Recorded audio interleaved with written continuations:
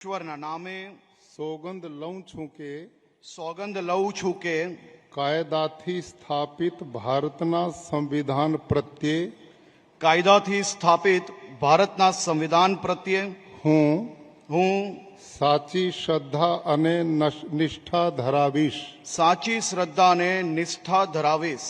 હું ભારતના સાર્વભૌમત્વનું અને અખંડતાનું સમર્થન કરીશ.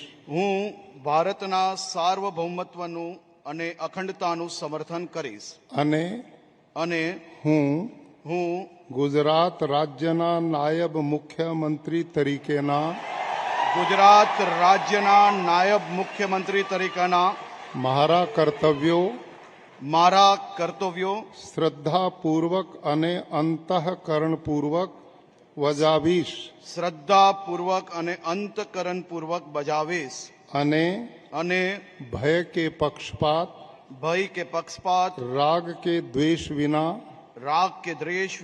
તમામ લોકો સાથે સંવિધાન અને કાયદા અનુસાર